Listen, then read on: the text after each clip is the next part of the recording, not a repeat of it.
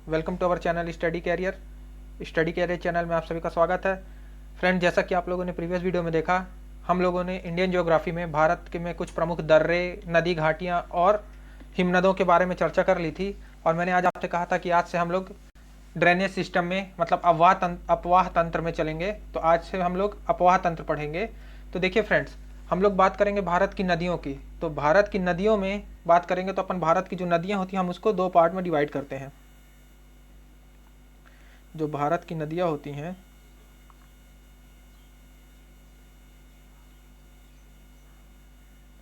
भारत की नदियों को हम लोग दो भाग में बांटते हैं फ्रेंड्स। एक होती है हिमालय की नदियाँ और एक होती है प्रायद्वीपीय नदियाँ।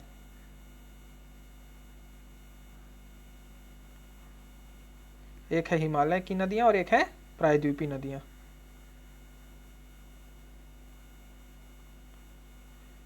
तो फ्रेंड्स, आज हम लोग हिमालय की नदियों के बारे में बात करेंगे। हिमालय की नदियाँ। तो फ्रेंड्स, जैसा कि आप लोग, चलिए शुरू करते हैं हिमालय की नदियों के बारे में। तो फ्रेंड्स, जैसा कि देखा जाए तो हिमालय जो है पर्वत श्रेणी है जो बहुत सारे ग्लेशियर्स मतलब हिमनदों से ढका रहता है और वहाँ से ही बहुत सारी नदियों का उद्गम होता है, जिस कारण से जो हिमालय में बहने वाली नदियाँ होती हैं, जो हिमालय की जो बहने वाली नदियाँ होती हैं वो सदा नीरा होती हैं। सदा नीरा माने, सदा माने हमेशा, ऑलवेज, नीरा माने पानी। इनमें हमेशा जल रहता है। इन नदियों में, हिमालय की जो नदियों में हमेशा जल रहता है। क्यों फ्रेंड्स? जैसे बरसात के टाइम पे, बरसात के समय तो बरसात का पानी इनमें बहता है, और गर्मी के समय में जब ग्लेशियर्स पिघलते हैं, ग्लेशियर्स मतलब हिमनद पिघलते हैं, तब इनमें पानी आता है, जिस कारण से ये नदियाँ हमेशा सदा नीरा होती हैं। तो फ्रेंड्स, अब हम लोग हिमालय की नदियों को पढ़ने के लिए भी हम लोग तीन भाग में बांट के पढ़ेंगे। हम लोग हिमालय की नदियों को किस में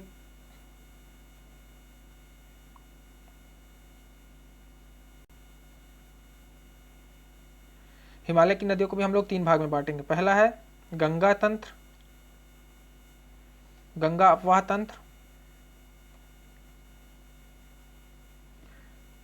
दूसरा है ब्रह्मपुत्र।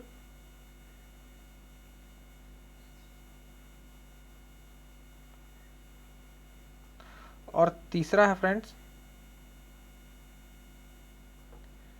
तीसरा है सिंधु, सिंधु अपवाह तंत्र। कौन कौन सा? पहला गंगा, दूसरा ब्रह्मपुत्र और तीसरा सिंधु।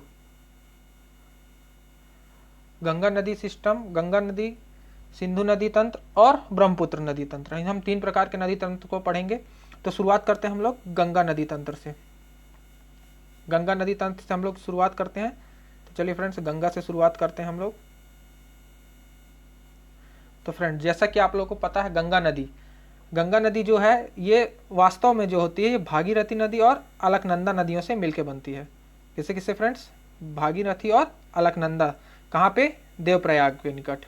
कहाँ पे? देवप्रयाग के निकट भागीरथी और अलकनंदा नदियों से मिलकर बनती है। वहाँ से फिर ये गंगा के नाम से बाहर आती है, आगे बहती है, जो कि उत्तराखंड में इसका जो मुख्य स्रोत है, कहा जाता है इसका जो मुख्य स्रोत है गंगा नदी का, ये उत्तराखंड में गंगोत्री हिमनद है। गंगोत्री ग्लेशियर है, जो गंगोत्री ग्लेशियर, वहां से ये गंगा नदी निकलती है, ऐसा कहा जाता है। पर लेकिन देखा जाए तो ये भागीरथी और अलकनंदा के मिलने से बनती है गंगा नदी। फ्रेंड्स, चलिए मैं आपको दिखाता हूँ नदियाँ कैसे गंगा नदी बनती है। सबसे पहले फ्रेंड्स इसको देखिए।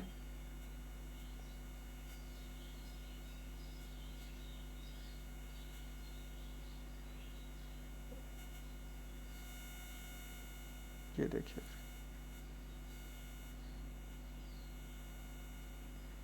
देखिए फ्रेंड्स, इसको देखिए। ये देखिए फ्रेंड्स, ये बद्रीनाथ, ये बद्रीनाथ अलकनंदा नदी, ये जो फ्रेंड्स रेड कलर की नदी है, ये अलकनंदा नदी है। ये अलकनंदा नदी बह के आ रही है। बद्रीनाथ जो है अलकनंदा नदी के तट पे ही बसा हुआ है फ्रेंड्स। तो अलकनंदा नदी ये बह के आ रही है। देखिए फ्रेंड्स, अलकनंदा जो नदी है ये अलकपुरी में, अलगपुरी जगह है जहाँ पे सतोपथ हिमानी नाम के ग्लेशियर है, सतोपथ हिमानी, वहाँ से ये निकलती है। अब इस नदी के तट पे क्या क्या है, बद्रीनाथ है, जोशीमठ है, पंचप्रयाग है और बद्री विशाल है। इस नदी के तट पर किनारे पे स्थित है बद्रीनाथ, जोशीमठ, पंचप्रयाग और बद्री विशाल। ये फ्रेंड्स, ये जो नदी है रेड कलर की नदी, ये अलकनंदा नदी है। ये इस अलकनंदा नदी में यहाँ पे देखिए ब्लू कलर की नदी, ये धौली गंगा नदी आके मिलती है। कौन सी? धौली गंगा। कहाँ पे आके मिलती है ये विष्णु प्रयाग में आके मिलती है धौली गंगा। धौली गंगा अलकनंदा से कहाँ मिलती है? विष्णु प्रयाग में। ये धौली गंगा अलकनंदा से मिलती है विष्णु प्रयाग में। फिर उसी तरीके से देखिए नंद प्रयाग है, ये नंद प्रयाग में नंदाकिनी मिलती है अलकनंदा से। धौली गंगा कहाँ मिलती है? विष्णु प्रयाग में। और नंद प्रयाग में नंदाकिनी मिलती है, किससे? अलकनंदा से। फिर इसी तरीके से देखा जाए ये कर्ण प्रयाग है। कर्ण प्रयाग में कौन सी नदी आके मिलती है अलकनंदा से? पिडर गंगा। कौन सी? पिडर गंगा। जो पिडर गंगा नदी है ये कर्ण प्रयाग में आके मिलती है, किससे? अलकनंदा से। इसी तरीके से ये मंदाकिनी नदी, मंदाकिनी नदी कहाँ आके मिलती है? रुद्रप्रयाग में। रुद्रप्रयाग में मंदाकिनी नदी आके मिलती है। इसी तरीके से किससे मिलती है? ये अलकनंदा से। सब नदियाँ अलकनंदा से मिलती हैं। और लास्ट में जो गंगोत्री नदी है, ये गंगोत्री से आ रही है, ये भागीरथी नदी। ये जो भागीरथी नदी गंगोत्री से आ रही है, ये जब अलकनंदा से मिलती है देवप्रयाग में। कहाँ? देवप्रयाग में। ये भागीरथी नदी अलकनंदा से मिलती है देवप्रयाग में। तब जाके जब यहाँ पे जब मिलती हैं कौन सी? ये भागीरथी और ये अलकनंदा, दोनों जब यहाँ मिलती हैं तब यहाँ से फिर जब ये आगे बढ़ती हैं तब इनका नाम पड़ता है गंगा। तब इनका नाम गंगा पड़ता है फ्रेंड्स। तो इस तरीके से ये जो मंदाकिनी नदी है ये कहाँ से निकलती है? चौराबाड़ी ग्लेशियर से। कहाँ से? चौराबाड़ी ग्लेशियर से। इस नदी के तट पर कौन कौन सा? गौरीकुंड, रामबाड़ा, गुप्तकाशी और केदारनाथ स्थित है। क्या क्या स्थित है? गौरीकुंड, रामबाड़ा, गुप्तकाशी और केदारनाथ स्थित है। फ्रेंड्स, मंदाकिनी नदी को लेकर एक क्वेश्चन पूछा गया था कि केदारनाथ से रुद्रप्रयाग के मध्य, केदारनाथ से रुद्रप्रयाग के मध्य कौन सी नदी बहती है? तो मंदाकिनी नदी बहती है। केदारनाथ से रुद्रप्रयाग के मध्य कौन सी नदी बहती है? मंदाकिनी। कहाँ से निकलती? चौराबाड़ी ग्लेशियर से। कहाँ से निकलती फ्रेंड्स? चौराबाड़ी ग्लेशियर से। फिर उसी के बाद बात करें भागीरथी नदी। भागीरथी नदी कहाँ से निकलती है? गंगोत्री के जो गंगोत्री ग्लेशियर है उससे 19 किलोमीटर दूर से एक शिवलिंग शिखर है, उसके नीचे गोमुख है, गोमुख ग्लेशियर है, उससे निकलती है ये। कौन सी? ये भागीरथी नदी। और जब भागीरथी और अलकनंदा मिलती हैं तो क्या बनती है? गंगा नदी बनती है। फिर उसके बाद गंगा नदी बनती है। और यही गंगा नदी जब प्रयागराज में यमुना नदी, ये यमुना नदी भी वहीं से निकलती है, यमुनोत्री से, और प्रयागराज में आके ये भी गंगा नदी से मिल जाती है। प्रयागराज इलाहाबाद जहाँ संगम होता है, तो ये यमुना नदी गंगा से मिल जाती है फ्रेंड्स। तो इस तरीके से आपने देखा कि किस तरीके से गंगा बनती है। सबसे पहले अलकनंदा में कौन सी नदी आके मिलती है? धौली गंगा। कहाँ? विष्णु प्रयाग में। फिर अलकनंदा से आके मिलती है नंद प्रयाग में नंदाकिनी। फिर अलकनंदा से कर्ण प्रयाग में मिलती है पिडर गंगा। फिर अलकनंदा से रुद्रप्रयाग में मिलती है मंदाकिनी। फिर इसी तरीके से अलकनंदा से देवप्रयाग में मिलती है भागीरथी, जहाँ से फिर ये गंगा बन के आगे निकलती है। तो इस तरीके से आप देखिए फ्रेंड्स, गंगा नदी में कई सारी नदियों की धाराएं आके मिलती हैं, तब जाके वो गंगा नदी बनती है। और आगे आते आते ये जब यहाँ प्रयागराज में आती है तब यहाँ यमुना भी इससे मिल जाती है फ्रेंड्स। तो इस तरीके से आप लोगों ने देखा गंगा नदी कैसे बनती है। तो हम लोगों ने देखा गंगा नदी कैसे बनती है, कहाँ से कैसे उद्गम होता है गंगा नदी का। जब ये हरिद्वार पहुँचती है, हरिद्वार के निकट जब आती है, तब ये मैदानी भागों में प्रवेश करती है। कब मैदानी भागों में प्रवेश करती है? हरिद्वार के पहले तो ये पूरे पहाड़ियों में ही ऐसे चलती रहती है। इस तरीके से हरिद्वार के निकट ये मैदानी भागों में प्रवेश करती है। फिर ये चली जाती है। फिर आता है यहाँ फरक्का, ये वेस्ट बंगाल, पश्चिम बंगाल में फरक्का है। उसके बाद से ये नदी ऐसे इस तरीके से दक्षिण पूर्व में नीचे की ओर जाती है और बांग्लादेश में प्रवेश करती है। बांग्लादेश में इसे किस नाम से जानते हैं? पद्मा के नाम से। बांग्लादेश में इसे पद्मा के नाम से जानते हैं। किस नाम से जानते हैं? पद्मा के नाम से। इसी तरीके से यहाँ से फ्रेंड्स, यहाँ से ऐसे गंगा जाती है और इसी तरीके से इधर से ब्रह्मपुत्र आके यहाँ पे मिलती है। ये ब्रह्मपुत्र है, और ये गंगा है। ब्रह्मपुत्र को बांग्लादेश में जमुना कहते हैं। क्या कहते हैं? जमुना। तो इसी तरीके से पावना के पूर्व, पावना जगह है, उससे पूर्व एक गोलुंडो इलाका है। कहाँ? पश्चिम बंगाल में। वहाँ पास ये ब्रह्मपुत्र नदी से मिल जाती। ब्रह्मपुत्र नदी को क्या कहते हैं? जमुना कहते हैं। क्या कहते हैं? जमुना। जमुना के नाम से जानी जाती है। यहाँ पद फिर इसके बाद जब ये दोनों मिल जाते हैं तो ये फिर पद्मा के नाम से आगे बढ़ती है। पद्मा के नाम से आगे बढ़ते हैं। फिर उसके बाद थोड़ा आगे जाके चांदपुरा, ये भी बांग्लादेश में, चांदपुरा, वहाँ पे मेघना नदी आके इससे मिलती है। ये इस तरीके से ये तो बन गई। अब ये पद्मा के नाम से आगे बढ़ती है, फिर एक मेघना आके यहाँ मिलती है इससे। मेघना नदी आके इनसे मिलती है। तब उसके बाद ये इस नाम से, मेघना के नाम से आगे बढ़ती है। किस नाम से? मेघना। आपसे क्वेश्चन में ऐसा भी क्वेश्चन पूछा है फ्रेंड्स कि जहाँ पे गंगा और ब्रह्मपुत्र का संगम होता है उसके बाद वो किस नाम से जानी जाती है? तो वो मेघना के नाम से जानी जाती है। मेघना के नाम से इस तरीके से आगे बढ़ती हैं और कई धाराओं में बट जाती हैं इस तरीके से, जिससे ये दुनिया का सबसे बड़ा डेल्टा बनाती हैं। क्या बनाती हैं फ्रेंड्स? डेल्टा। दुनिया का सबसे बड़ा डेल्टा, जिसको सुंदरबन का डेल्टा कहते हैं। ये गंगा और ब्रह्मपुत्र नदियाँ मिल के बनाती हैं, जिसको सुंदरबन का डेल्टा कहते हैं। यह विश्व का सबसे बड़ा डेल्टा है। ये विश्व का सबसे बड़ा डेल्टा है। सुंदरी नाम के वृक्ष यहाँ पाए जाते हैं, जिस कारण से इनका नाम सुंदरबन पड़ा। इसी तरीके से फ्रेंड्स, गंगा की एक सहायक नदी है जो हुगली, ये गंगा नदी से बाहर निकली है। गंगा नदी में आके नहीं मिली है, गंगा नदी से बाहर निकली है। इस तरीके से ये गंगा नदी से इस तरीके से बाहर निकली है हुगली नदी, जिसको कहा जाता है ये विश्व की सबसे अधिक विश्वासघाती नदी है। क्या है फ्रेंड्स? विश्वासघाती नदी है। और इसी नदी के तट पे क्या बसा है? कोलकाता बंदरगाह स्थित है। कोलकाता बंदरगाह को अपन पूर्व का लंदन भी कहते हैं। याद रखिएगा, पूर्व का लंदन। तो इस तरीके से फ्रेंड्स आप लोगों ने देखा, ये गंगा नदी की बात करते हैं। तो इस तरीके से गंगा की लंबाई बता दें। गंगा की लंबाई है 2525 किलोमीटर। 2525 किलोमीटर। अब ये देखिए फ्रेंड्स, ये है गंगा नदी। देखिए ये जो रेड कलर की नदी जा रही है, ये है गंगा नदी। ये और यहाँ से गंगा नदी की यहाँ पास फरक्का है। फरक्का से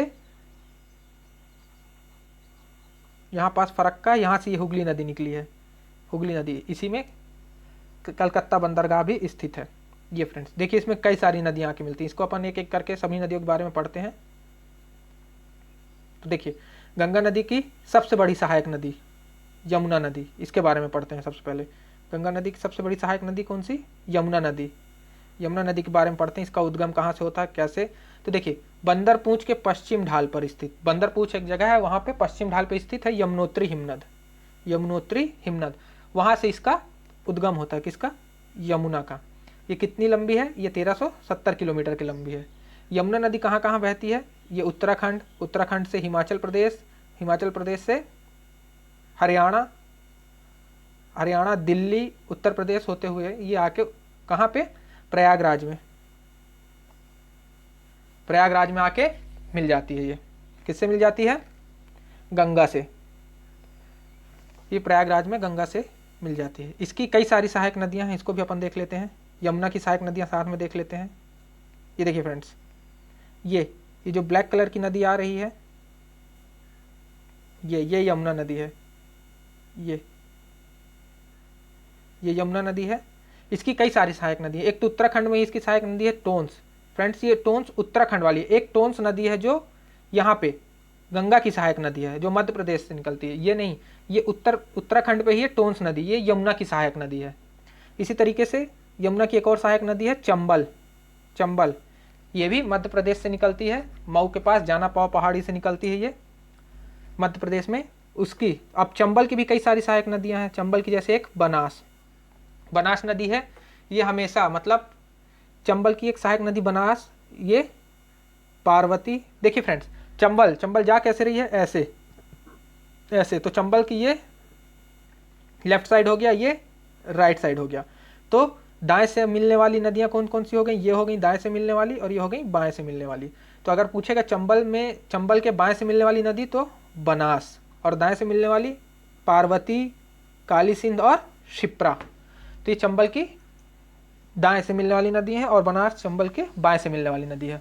और यमुना, यमुना इस तरीके से आप देखिए अपने आप को लगा के, यमुना इस तरीके से बह के आ रही है, तो चंबल यमुना के किस तरफ से मिलेगी, दाएं से, किस साइड से, राइट बैंक से, राइट साइड से मिलेगी, और ये टोन्स बाएं तरफ से मिलेगी। इसी तरीके से यमुना की और सहायक नदियां हैं, एक सिंध, बेतवा और केन, ये यमुना की सहायक नदियां हैं। तो इस तरीके से आप लोगों ने देखा यमुना किसकी सहायक नदी है, गंगा की, और यमुना की सहायक नदियां चंबल, सिंध, बेतवा, केन, CSBK, चंबल, सिंध, बेतवा, केन। और इस तरीके से चंबल की सहायक नदियां बनास लेफ्ट साइड से, राइट साइड से क्षिप्रा, काली सिंध और पार्वती। और इसी तरीके से यमुना की एक राइट बैंक, लेफ्ट बैंक से कौन सी है, टोन्स नदी। इस तरीके से आप लोगों ने देखा ये सहायक नदियां हैं किसकी, यमुना की। यमुना की सहायक नदी चंबल, चंबल की सहायक नदियां बनास, पार्वती, काली सिंध, क्षिप्रा, और यमुना की और सहायक नदियां सिंध, बेतवा, केन और टोन्स। इस तरीके से आप लोगों ने ये यमुना को देख लिया। अब यमुना के बाद अपन बात करते हैं, यमुना के बाद बात करते हैं घाघरा, घाघरा नदी। घाघरा नदी कहाँ से, मापचा चुंगो हिमनत से निकलती, कहाँ से निकलती है, मापचा चुंगो हिमनत से। कौन सी, घाघरा नदी। देखिए तो घाघरा नदी की बात करें, इसकी लंबाई जो है 1080 किलोमीटर है। घाघरा नदी की लंबाई कितनी है, 1080 किलोमीटर है, और ये छपरा के निकट गंगा में मिल जाती है। छपरा के निकट ये गंगा में मिलती है। जब ये शिवालिक को पार करती है तब एक सीसापनी नामक ये गड्ढे का निर्माण करती है, जो कि 180 मीटर गड्ढा है। सीसापनी नामक 180 मीटर गहरे गड्ढे का ये निर्माण करती है। कौन सी नदी, घाघरा नदी। चलिए फ्रेंड्स घाघरा को देख लेते हैं। यह है फ्रेंड्स घाघरा नदी, देखिए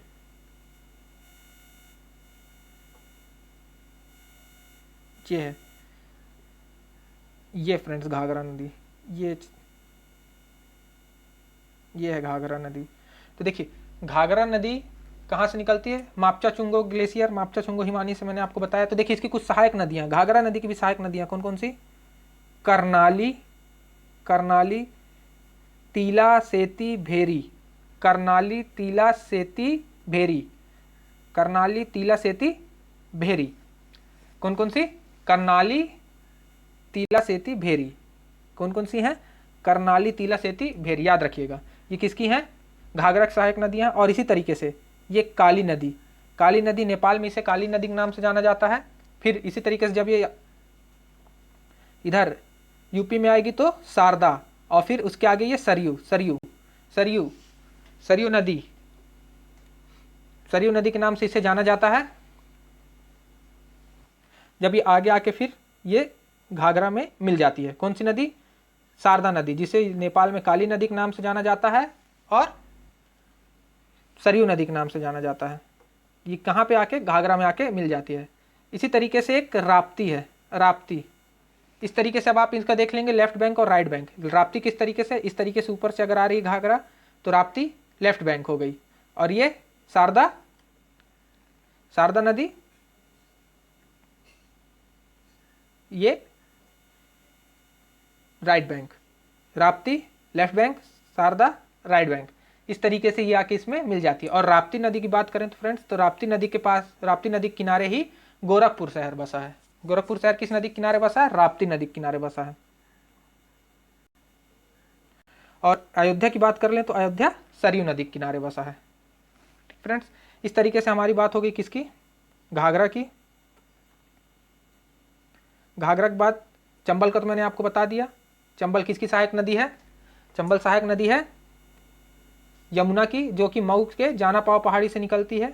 लंबाई इसकी लगभग 1050 किलोमीटर है।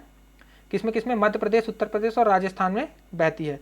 राजस्थान की जो एकमात्र सदा नीरा नदी है ये, मतलब इसमें हमेशा, राजस्थान की नदी है ये जिसमें हमेशा पानी रहता है। सदा नीरा मैंने आपको बताया जिसमें हमेशा पानी रहता है। यह इटावा के पास यमुना से मिलती है। तो फिर किसकी सहायक नदी हो गई, यमुना की। इटावा के पास मिलती है ये यमुना से। तो ये इसकी बात करें तो ये अपने बीहड़ के लिए, बीहड़ मैंने आपको बताया था बड़े बड़े खड्डे बनाती है नदी, बहुत ज़्यादा मृदा अपर्दन करती है ये, बहुत ज़्यादा मृदा अपर्दन करती है ये। कौन सी नदी, चंबल नदी। और इस नदी को घड़ियालों का प्राकृतिक आवास भी माना जाता है। इस नदी को किसका प्राकृतिक आवास माना जाता है, घड़ियालों का प्राकृतिक आवास माना जाता है। तो चंबल मैंने आपको दिखाया था। अब बात कर लेते हैं अपन सोन नदी की। सोन नदी कहाँ से निकलती है? अनूपपुर जिले में अमरकंटक है, अमरकंटक पर्वत श्रेणी है, अमरकंटक चोटी है, वहाँ से ये निकलती है। यहीं से फ्रेंड्स नर्मदा भी निकलती है, नर्मदा भी यहीं से निकलती है। तो फ्रेंड्स ये सोन नदी कहाँ से निकलती है? अमरकंटक से निकलती है। लंबाई इसकी 780 किलोमीटर के लगभग है। ये गंगा के दाहिनी ओर से मिलती है। इस तरीके से गंगा बह के आई तो यहाँ से ये इस तरीके से मिलती है, तो ये दाएं तरफ से मिलती है, दाएं तरफ से मिलती है। राइट बैंक रिवर है जो कहाँ? पटना के पास दानापुर में मिलती है। कहाँ मिलती है? पटना के पास दानापुर में मिलती है। कौन सी? सोन नदी। इसकी कुछ इंपॉर्टेंट जो है मुख्य सहायक नदियाँ वो है कनहर, रिहंद और उत्तरी कोयल। किसकी? सोन की सहायक नदी है कनहर, रिहंद और उत्तरी कोयल। इस तरीके से आप देखिए, ये देखिए फ्रेंड्स, ये है सोन नदी, ये सोन नदी, ये राइट साइड से आके मिली दानापुर के पास। ये देखिए रिहंद इसकी एक सहायक नदी और एक सहायक नदी उत्तरी कोयल। कनहर, रिहंद और उत्तरी कोयल इसकी सहायक नदियां हैं। किसकी फ्रेंड्स? सोन की। अब अपन बात कर लेते हैं कोसी नदी की। कोसी नदी कहाँ से उद्गम होता है इसका? गोसाईनाथ से। कहाँ से उद्गम होता है? गोसाईनाथ से। लंबाई इसकी कितनी है? 730 किलोमीटर। कोसी नदी के लिए इंपॉर्टेंट बात याद रखिएगा, ये इंपॉर्टेंट बात है, इसे बिहार का शोक कहा जाता है। इसे बिहार का शोक भी कहा जाता है। क्यों? क्योंकि ये सर्वाधिक मार्ग बदलती है अपना। क्या करती है? कई बार अपना मार्ग बदल लेती है इस तरीके से, इसलिए इसको बिहार का शोक कहा जाता है। कोसी की बात कर लें,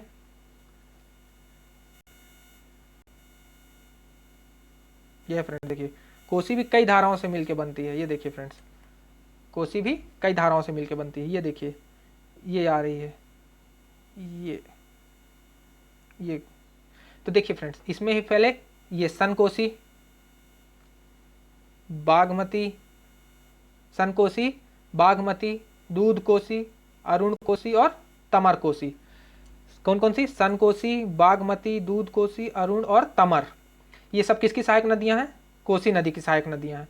इसी तरीके से और इसकी एक सप्त कोसी भी है। क्या है फ्रेंड्स? सप्त कोसी। फिर ये आगे आके बिहार में प्रवेश कर, बिहार में मिलती है किससे? गंगा में मिल जाती है। ये कौन सी? कोसी नदी। बिहार का शोक भी इसे कहा जाता है। इसकी सहायक नदियां कौन कौन सी? सन कोसी, बागमती, दूध कोसी, अरुण, तमर और सप्त कोसी। ये इसकी सहायक नदियां हो गई। किसकी फ्रेंड्स? कोसी नदी की। अब कोसी के बाद बात कर लेते हैं रामगंगा की। किसकी फ्रेंड्स? रामगंगा। रामगंगा नदी गैरसैंण के निकट कुमायूं हिमालय में स्थित गढ़वाल पहाड़ियों से निकलती है। किससे निकलती है? कहाँ से उद्गम होता है इसका? गढ़वाल पहाड़ियों से। कितनी लंबी है ये? 596 किलोमीटर लंबी है। 596। ये बाईं ओर से कन्नौज के पास मिलती है।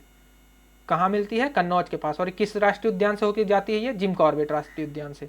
जिम कॉर्बेट राष्ट्रीय उद्यान से होकर कौन सी नदी जाती है? रामगंगा। तो इस तरीके से आप देखिए, रामगंगा की बात कर लेते हैं।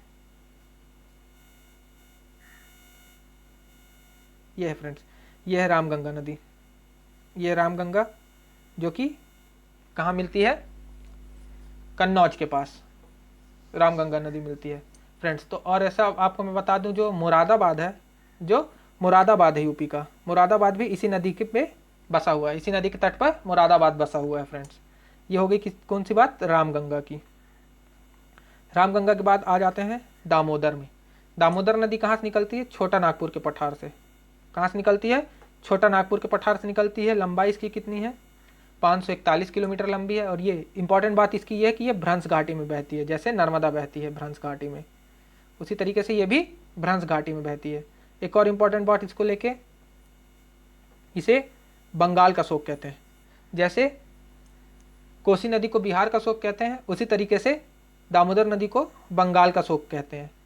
ये डायमंड हार्बर के पास हुगली में मिल जाती है। किस में मिल जाती है? हुगली में ये मिल जाती है। इसकी कुछ इंपॉर्टेंट नदियां हैं जो सहायक नदियां हैं, बराकर, जमुनिया, बरकी तथा रूपनारायण। इसकी सहायक नदियां हैं। किसकी? दामोदर की।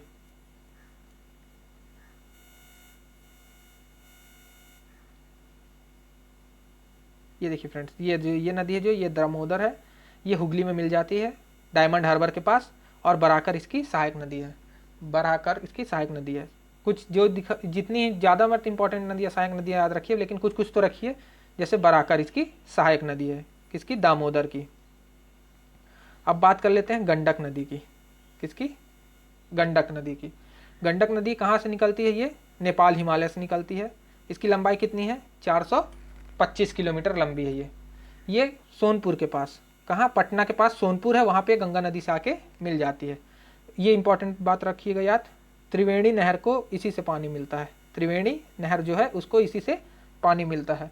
और इसमें जो गोल गोल पत्थर पाए जाते हैं गंडक नदी में, उसको अपन क्या कहते हैं? शालिग्राम कहते हैं। क्या कहते हैं? शालिग्राम। ये है फ्रेंड्स।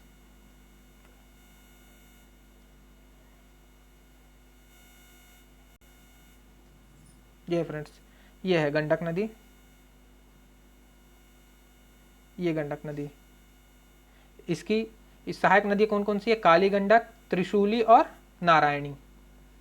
गंडक नदी की सहायक नदी कौन कौन सी है? काली गंडक, जिसको नेपाल में बोला जाता है गंडक को, काली गंडक नेपाल में बोला जाता है, त्रिशूली ये नेपाल में, और नारायणी ये भी नेपाल में। ये तीनों इसकी सहायक नदी है। किसकी? गंडक नदी की। शारदा की बात कर लें, शारदा नदी।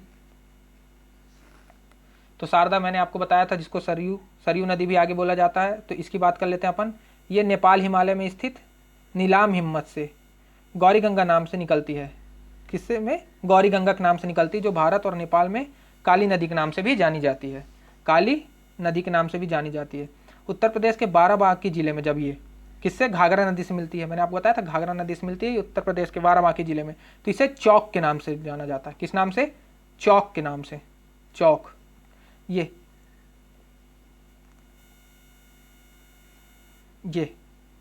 ये शारदा नदी, ये पूरी इसे चौक के नाम से जाना जाता है। जब बाराबांकी में किससे मिलती है? घाघरा नदी से मिलती है, तो इसे चौक के नाम से जाना जाता है। अब एक बात और कर दें लास्ट नदी महानंदा की। किसकी फ्रेंड्स? महानंदा। महानंदा कहाँ से उद्गम होता है इसका? पश्चिम बंगाल में जो दार्जिलिंग की पहाड़ियाँ हैं वहाँ से इसका उद्गम होता है। ये सिलीगुड़ी जगह है एक पश्चिम बंगाल में, वहाँ पे ये तीक्ष्ण वक्र, मतलब बहुत ही खतरनाक टाइप का, तीक्ष्ण टाइप का वक्र कर्व बनाती हुई ये बहती है और गंगा में आके मिल जाती है। भारत में यह गंगा के बाएं ओर से, मतलब गंगा के बाएं ओर से और उत्तरी तट से, इस तरीके से, क्योंकि गंगा ऐसे बह के जाती है तो इसका बायां हो जाएगा और ये दायां। तो बाएं ओर से उत्तरी तट से मिलने वाली ये आखिरी नदी कहाँ? भारत में गंगा से ये लास्ट सहायक नदी है। इससे ब्रह्मदेव के निकट प्रसिद्ध नहर निकाली गई है इसमें ही। किसमें? महानंदा में। महानंदा में ही ब्रह्मदेव के निकट प्रसिद्ध नहर निकाली गई है।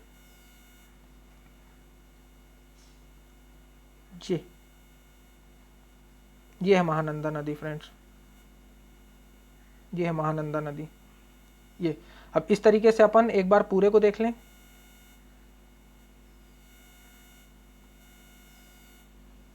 तो इस तरीके से अपन देखिए फ्रेंड्स, ये गंगा नदी आ गई, ये गंगा नदी, यहाँ फरक्का बैरेज बनाया गया है।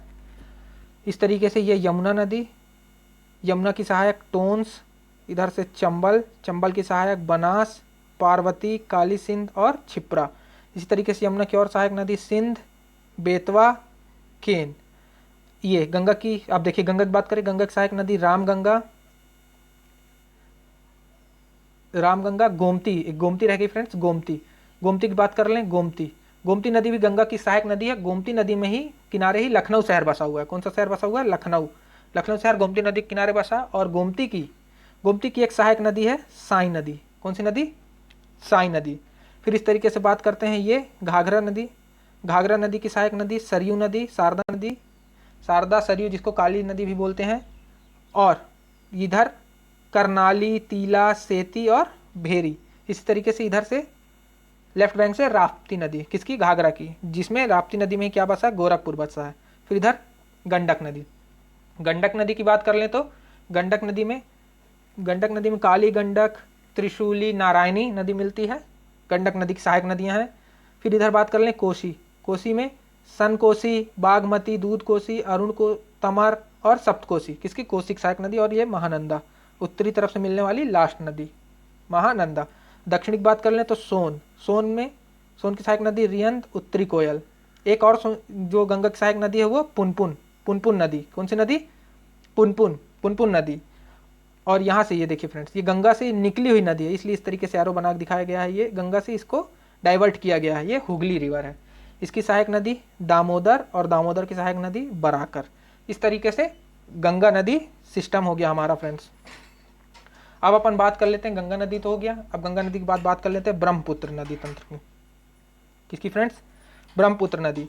तो ब्रह्मपुत्र नदी का जो उद्गम है वो कैलाश नाथ श्रेणी के पास स्थित चेमयुंगडुंग हिमानी से होता है। किससे होता है?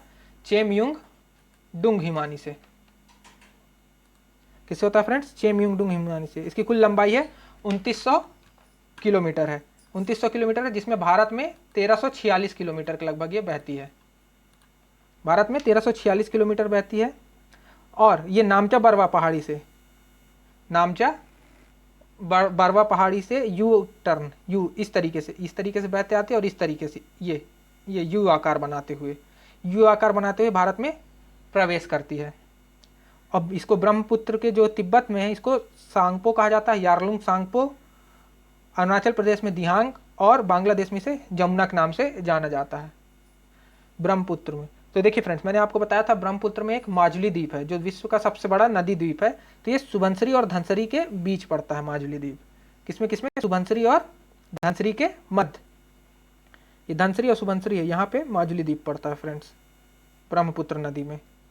कौन सा? माजुली द्वीप, जो विश्व का सबसे बड़ा नदी द्वीप है, ये मैंने आपको बताया था। और जिसकी लोहित नदी है, ये लोहित नदी, इसे खून की नदी के नाम से भी जाना जाता है। आपसे क्वेश्चन पूछ सकता है कि लोहित नदी को किस नाम से जाना जाता है, या किस नदी को खून की नदी के नाम से जाना जाता है, तो आप बताएंगे लोहित नदी को खून की नदी के नाम से जाना जाता है।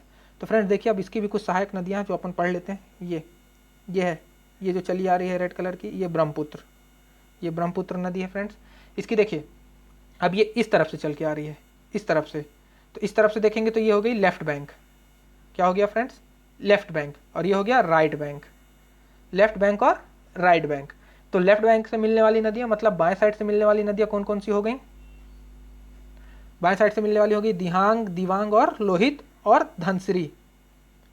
दिहांग, दिवांग, लोहित और धनसिरी। और ये लास्ट कपिली। कौन कौन सी? दिहांग, दिवांग, लोहित, धनसिरी और कपिली। ये लेफ्ट बैंक नदी है, लेफ्ट बैंक। और राइट बैंक की बात करें तो सुबनसिरी, कामेंग, ये मानस, संकोस, रायडाक, तोरसा, जलडाका और तीस्ता। इस तरीके से इसकी राइट बैंक है। सुबनसिरी, कामेंग, मानस, संकोस, रायडाक, तोरसा, जलढाका और तीस्ता। तो इस तरीके से इसकी राइट बैंक नदी हो गई। अब देखिए फ्रेंड्स, ये जो मानस नदी है इसके बारे में बता दें। मानस नदी जो है असम और बंगाल की सीमा बनाती है। ये नदी जो मानस नदी जो है असम और बंगाल की सीमा बना के चलती है। और जो तीस्ता नदी है, तीस्ता नदी का उद्गम कहाँ से होता है? जेमू ग्लेशियर से। कहाँ? सिक्किम के पास जेमू ग्लेशियर से उद्गम होता है तीस्ता नदी का। और तोरसा नदी की एक सहायक नदी है कलजनी, तोरसा कलजनी, तोरसा कलजनी, तोरसा कलजनी। तो इस तरीके से ब्रह्मपुत्र की सहायक नदियाँ कौन कौन सी लेफ्ट बैंक में? दिहांग, दिवांग, लोहित, धनसिरी और कपिली। दिहांग, दिवांग, लोहित, धनसिरी, कपिली। ये किसकी है? लेफ्ट बैंक की। राइट बैंक सुबनसिरी, कामेंग, मानस, संकोस, रायडाक, कलजनी, तोरसा। कलजनी तो तोरसा की सहायक नदी है। तो तोरसा, जलडाका और तीस्ता, ये हो गई ब्रह्मपुत्र की सहायक नदियाँ फ्रेंड्स। अब इसी तरीके से अब लास्ट अपन बात कर लेते हैं सिंधु नदी तंत्र की। तो सिंधु नदी तंत्र पढ़ लेंगे तो हमारा हिमालय नदी सिस्टम पूरा हो जाएगा। तो सिंधु नदी तंत्र का उद्गम, सिंधु नदी का उद्गम की बात करें तो ये तिब्बत के मानसरोवर झील के पास बोखरचू हिमनद से इसका उद्गम होता है। इसकी लंबाई कितनी है? ये लंबाई लगभग 2880 किलोमीटर, जो कि भारत में 11 से 14 किलोमीटर बहती है। कितना बहती है भारत में? 11 से 14 किलोमीटर। ये देखिए फ्रेंड्स, ये रेड कलर की नदी सिंधु नदी, ये बोखरचू ग्लेशियर से निकलती है और 2880 किलोमीटर के लगभग लंबी है। फिर ये पाकिस्तान में प्रवेश कर जाती है। तो इसकी कुछ सहायक नदियाँ जैसे सतलज कहाँ से निकलती है? राकसताल झील से निकलती है। कहाँ से निकलती है? राकसताल झील। ये भी मानसरोवर के पास है, राकसताल झील से। लंबाई कितनी है इसकी? 1450 किलोमीटर है, जो कि भारत में 1050 किलोमीटर है। लंबाई आपसे नहीं पूछेगा फ्रेंड्स कहीं, बस याद रख लीजिए। तो ये देखिए, ये एक ऐसी पूर्ववर्ती नदियाँ क्या होती हैं फ्रेंड्स? पूर्ववर्ती नदियाँ ऐसी नदियाँ होती हैं जो अपना मार्ग नहीं बदल रही हैं। जैसे पहले से बहती आ रही हैं जिस मार्ग में, उसी मार्ग में बह रही हैं। भले हिमालय का उत्थान हो रहा है तो हो रहा है, उठ रहा है हिमालय, पर ये अपना मार्ग नहीं बदल रही हैं। तो इसको अपन पूर्ववर्ती नदियाँ कह रहे हैं। पूर्ववर्ती जैसे पूर्व में चलती आ रही थी वैसे ही। तो ये जो एकमात्र सतलज नदी है, ये एकमात्र पूर्ववर्ती नदी है जो हिमालय के तीनों श्रेणियों को काटते हुए प्रवाहित होती है। हिमालय की तीनों श्रेणी, ट्रांस को छोड़ दीजिए, बाकी जो 3 श्रेणी है हिमालय की, उनको तीनों को ये काटते हुए आती है। और ये भारत में किस दर्रे से प्रवेश करती है? मैंने आपको बताया था शिवकिला दर्रे से भारत में प्रवेश करती। कौन सी नदी? सहायक नदी। और स्पीति इसकी सहायक नदी। सतलज की भी, सतलज की नदी की सहायक नदी स्पीति नदी। और सतलज नदी कहाँ से प्रवेश करती है? शिवकिला दर्रे से प्रवेश करती है। ये देखिए फ्रेंड्स, ये सतलज नदी, ये सतलज नदी, ये आके यहाँ सिंधु में मिल जाती है। और ये स्पीति इसकी सहायक नदी है, स्पीति। इस तरीके से ये सतलज नदी हो गई। अब चेनाब की बात करें। चेनाब कहाँ से निकलती है? बड़ा लाचला दर्रे से। देखिए इसके ये कहा गया कि एक चंद्र और एक भागा, चंद्र और भागा नाम की नदियां आके मिलती हैं, वहां से ये चेनाब नदी बन के बाहर आती बहती है। तो चंद्र और भागा नामक 2 नदियों के संगम से ये चेनाब नदी बनती है, जिसकी लंबाई कितनी है? 1180 किलोमीटर। ये देखिए फ्रेंड्स, ये है चेनाब नदी। ये भी हिमाचल प्रदेश से ही निकलती है, इसका उद्गम भी हिमाचल प्रदेश से ही होता है चेनाब नदी का। और ये देखिए फ्रेंड्स, ये जम्मू कश्मीर की बॉर्डर है, ये जम्मू कश्मीर से होके निकलती है। याद रखिएगा, पूछ सकता है चेनाब नदी कहाँ से, जम्मू कश्मीर जाती कि नहीं जाती, तो आप बताएंगे जाती है। चेनाब नदी जम्मू कश्मीर से होके जाती है। अब इस तरीके से झेलम तो श्रीनगर जम्मू कश्मीर से नहीं निकलती ही है, ये वेरीनाग झील से निकलती है। कहाँ से निकलती है? जम्मू कश्मीर में वेरीनाग झील से। 724 किलोमीटर लंबाई है और कश्मीर घाटी में बहती है। कश्मीर घाटी याद रखिएगा, करेवास कश्मीर घाटी, करेवा के लिए प्रसिद्ध अपनी कश्मीर घाटी, उसमें बहती है। देखिए कश्मीर घाटी में ही इसमें क्या चलाया जाता है? शिकारा या बजरे। ये एक प्रकार की नावें होती हैं, नाव वो चलती हैं इसमें, शिकारा या बजरे चलाए जाते हैं। किसमें? कश्मीर घाटी में, इसमें झेलम नदी में।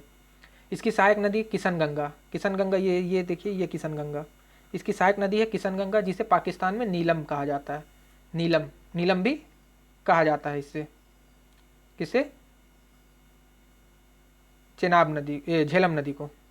किसे? झेलम नदी को। अब बात करते हैं अपन व्यास नदी की। व्यास नदी कहाँ से निकलती है? कुल्लू पहाड़ी में स्थित रोहतांग दर्रे के दक्षिण किनारे में एक है व्यास कुंड। क्या है? व्यास कुंड। कहाँ पे? कुल्लू पहाड़ी में रोहतांग दर्रे के दक्षिण भाग में व्यास कुंड है, वहाँ से निकलती है। लंबाई इसकी 476 किलोमीटर है। ये जो पंजाब में कपूरथला के पास एक हरिके नामक स्थान है, हरिके बैराज, जहाँ से नहर निकाली गई, इंदिरा गांधी नहर, हरिके बैराज नाम पे सतलज नदी पे मिल जाती है, सतलज नदी पे मिल जाती है। ये देखिए फ्रेंड्स, ये है, ये वाइट कलर की, ये व्यास नदी, ये सतलज पे मिल जाती है हरिके के पास। और लास्ट है अपनी रावी नदी। रावी नदी भी रोहतांग दर्रे के पास से ही इसका भी उद्गम होता है और ये 725 किलोमीटर है। ये धौलाधर श्रेणी में गार्ज का निर्माण करते हुए चुंबी घाटी में बहती है। किसमें बहती है? चुंबी घाटी में बहते हुए चेनाब नदी में मिल जाती है। कौन सी? रावी नदी। ये चुंबी घाटी में बहते हुए चेनाब नदी में जाके मिल जाती है फ्रेंड्स। तो अब इसको अपन जूम करके देखें।